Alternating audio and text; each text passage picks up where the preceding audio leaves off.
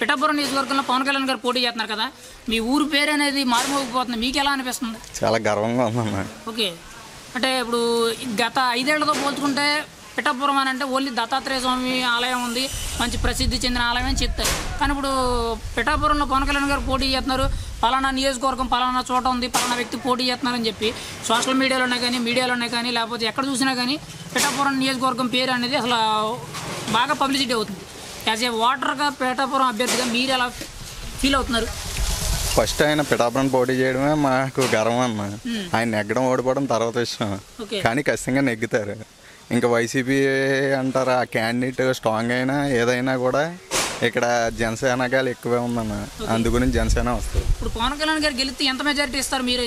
Vasavi online services మా వద్ద passport visa services కలవు. వీసాలో 99% అప్రూవల్ సక్సెస్ రేట్ ఉంది. Please contact 8019482544. మినిమం 1,00,000 అంటున్నారు, ఒక 80,000 70,000 ప్లస్ ఉంటుందండి. ఓకే, 80,000 70,000 వరకు ఖచ్చితంగా ఉంటుందండి. అది ఇప్పుడు పవన్ కళ్యాణ్ గారిని ఓడించడానికి ఇక్కడ పోటీ చేసే అభ్యర్థి వంగ గీత గారు.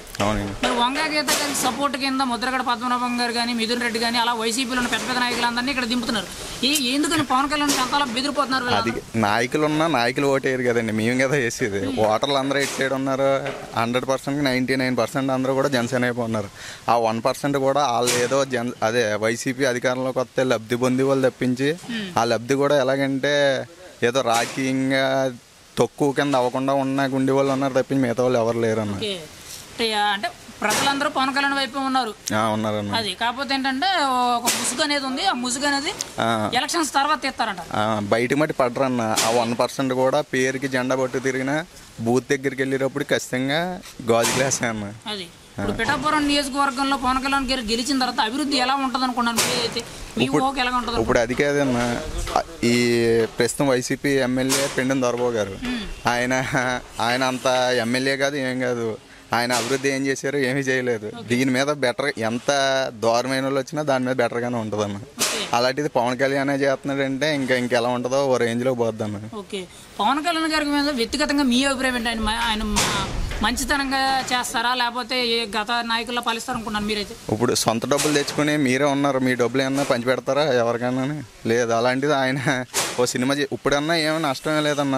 ఏదో ఓడిపోతే ఏదో పోద్దని ఏమీ లేదు, మళ్ళీ స్టార్డమ్ కంటిన్యూ చేయొచ్చు ఆయన. కాకపోతే మళ్ళీ మటుకి మార్చి ఓడు మళ్ళీ వస్తాడంటే మటుకు ఇంక రాడు. ఇంకా అంత అలాంటి ఇంకా నెగ్గలేకపోయి నెగ్గించుకోలేకపోతే ఇంకా మళ్ళీ వస్తారు ఏంటన్న అలాంటి వాళ్ళు, ఇంకెవరు రారు. మీ ప్రజల్లో కొంతమంది ఎవరైతే కొంచెం బిలో పవర్టీ లైన్ కింద, అంటే కొంచెం పేద ప్రజలు లాంటి వాళ్ళు అంటారు, ఇలాంటి వాళ్ళు బతుకులన్నీ మారాలంటే పవన్ కళ్యాణ్ గారు ఎమ్మెల్యే అయితే ఖచ్చితంగా మారుతాయి అనుకుంటున్నారా? మారుతాయి ఖచ్చితంగా. అటు పిఠాపురానికి ఒక మంచి పేరు అనేది తీసుకొస్తారనుకుంటున్నారు? వస్తుందమ్మా. యాజ్ ఏ ఓటర్గా 24 ఎలక్షన్స్లో మీ సపోర్ట్ అయితే వన్ సైడ్గా ఎవరు? నాది ఫస్ట్ ఓట్ అనేది రియల్గా చెప్తున్నాను. ఫస్ట్ ఓట్ ఖచ్చితంగా జనసేనకి. అది మీ మొదటి ఓటు పవన్ కళ్యాణ్ గారు. ఇంకా వేరే పార్టీ ఇంకా లేదండి. పవన్ కళ్యాణ్ గారు పోటీ చేయకుండా జనసేన పోటీ చేసినా ఖచ్చితంగా జనసేనకే నా ఓటు. ఇప్పుడు పిఠాపురం నియోజకవర్గంలో పవన్ కళ్యాణ్ గారు, వంగగీత గారు పోటీ చేస్తున్నారు. యాజ్ ఏ ఓటర్గా, పిఠాపురం ఓటర్గా మీరైతే ఎవరికి సపోర్ట్ చేస్తారు? పవన్ కళ్యాణ్. ఎందుకనంటే ఇన్ని రోజులు మనం వంగగీత వైఎస్ఆర్ని చూసాం. మనోడు నమ్మించిన వాళ్ళే 10 వాళ్ళని కూడా దెబ్బేశాడు జగన్ గారు. ఎక్కడో తాడేపల్లిగూడెంలో కూర్చున్నాడు. ఇక్కడ ఏం జరుగుతుందో కూడా మనోడికి తెలియదు కదా. ఒక రోడ్ లేదు, ఒక డ్రైనేజీ లేదు, ఏమీ లేదు. వచ్చిన లోన్లన్నీ నేనేమో రద్దు చేసి పడేస్తాడు. ఒక ఎస్సీ కార్పొరేషన్ లోన్ లేదు. అదే ఒకసారి జనసేన కూడా వచ్చిందంటే ఆయన చేస్తాడో లేదో కూడా ఆయన అవకాశం ఇస్తే తెలుస్తుంది కదా.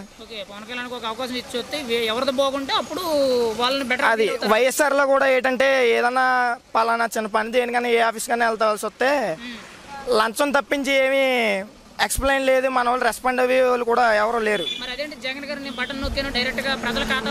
బటన్ నొక్కితే రాజకీయ మధ్యలో బోల్డ్ మంది ఉంటారన్న. వస్తారో పోతారో, వాళ్ళు ఎంతమంది గెలిచినా కాడికి వచ్చినా పోయినా కాడికి మధ్యలో తినేసే వాళ్ళు ఎలాగ తినేస్తుంటారు. మనకి తెలుస్తుంది మధ్యలో. ఏం అభివృద్ధి చెందిందన్న? పక్కన మాది రాపర్తి, ఒక డ్రైనేజీ లేదు, ఒక రోడ్డు లేదు, ఏమీ లేదు. దానికన్నా ముందు టీడీపీ వర్మ గారు ఉండేవారు. అతను కరోనా టైంలో కూడా వచ్చి ఇంటికి వచ్చి వరదల్లో కూడా వచ్చి ఆదుకున్న రోజులు ఉన్నాయి. ఇప్పటికీ పెండెం దొరబాబు గెలిచాడు, 5 సంవత్సరాలు గడిచింది, కానీ ఒకసారి కూడా ఆయన చచ్చాడో ఉన్నాడో బతికాడో కూడా తెలియలేదు. పెండిన దొరబాబు గారు వంగ గీత గెలిచింది ఎంపీ కింద. ఒకసారి వచ్చిందో కూడా లేదో కూడా, ఇంట్లో ఉన్నారో లేదో కూడా తెలియదు. ఆవిడ అసలు రాష్ట్రంలో ఉందో లేకపోతే కాకినాడలో ఉందో, పిఠాపురంలో ఉందో. పెండిన దొరబాబు పిఠాపురంలో ఉన్నాడో, కాకినాడలో ఉన్నాడో, ఎక్కడున్నాడో ఎవరికి తెలుస్తుందని. ఇప్పుడు పవన్ కళ్యాణ్ ఇక్కడ పోటీ చేయడం వల్ల పిఠాపురం పేరు అనేది ఇంకా మారుమోగుతుందని అంటున్నారు. మీరేమనుకుంటున్నారు? ఆయన గెలిచిన ఓడిపోయిన గట్టికి మారుమోగుతుంది, కానీ కాకపోతే మనోడు లెక్క బాగుంటే గెలుస్తాడు. గెలిచాడంటే ఆయన కూడా ఒకసారి ఏం చేస్తున్నాడో కూడా దాన్ని బట్టి మనం చూడాలి కదా. ఓకే, ఇప్పుడు మరి ఎంపీ అభ్యర్థిగా పిఠాపురం నుంచి తంగెళ్ళ ఉదయ్ శ్రీని భాస్కర్ గారు పోటీ చేస్తున్నారు. ఆయన కింద స్థాయి వ్యక్తి నుంచి టీ బిజినెస్ స్టార్ట్ చేసి ఇవాళ చాలా మందికి ఉపాధి కల్పించిన వ్యక్తి. ఆయన ఎంపీ కింద లెక్కుతారనుకున్నారు మీరు? గెలుస్తారని అది మంచి ఉద్దేశమే కదా. ఇప్పుడు మనోడు టీ టైం పెట్టాడు, నలుగురు ఉపాధి ఇచ్చాడు. అదే ఇప్పుడు మన పెండిన దొరబాబు గారు ఉన్నారు, ఒక కంపెనీ పెట్టాడా లేకపోతే ఏం పెట్టాడు? జగన్ ఉన్నాడు, ఒక కంపెనీ పెట్టాడా లేకపోతే రాజధాని తెచ్చాడా? ఐటీలో ఇన్ని సంవత్సరాలు లేదు, నాకు ఒక జాబ్ వచ్చిందా? జాబ్ వచ్చిన వాళ్ళు ఎవడన్నా వెళ్ళిన కాటికి ఒకవేళ లంచం అడుగుతున్నారు తప్ప ఏం పని అవుతలేదు. ఓకే, ఇప్పుడు మీరు చదువుకుని ఎన్నాళ్ళు అవుతుందన్న? నేను చదువుకుని ఐటీ పూర్తి 5 సంవత్సరాలు అవుతుందన్న. ఈ పక్కన ఇక్కడ ఇండస్ట్రియల్ ఏం రాలేదు? ఇండస్ట్రియల్ ఏరియాలో వచ్చినాయి కానీ, కాకినాడ ఎలాంటిలో వచ్చింది కానీ బేసిక్ కాంట్రాక్ట్ పని అవ్వలేదు. ఓకే, ఇప్పుడు అంతకుముందు నేను మున్సిపల్ ఆఫీస్లో చేసేవాడిని. మనోడు జీతం గురించి అడుగుతుంటే, ఒకవేళ మాకు రావాల్సిన బిల్లులు అడుగుతుంటే మా దగ్గర నుంచి లంచాలు అడుగుతున్నారు తప్పించి, ఆఫీసర్లో సంతకం పెట్టడానికి కూడా ఆఫీసర్లు లంచాలు అడుగుతున్నారు తప్పించి, ఆయన దగ్గర నుంచి వచ్చి మాకు ఏమీ ఉపాధి లేదన్న. ఏమీ లేదు.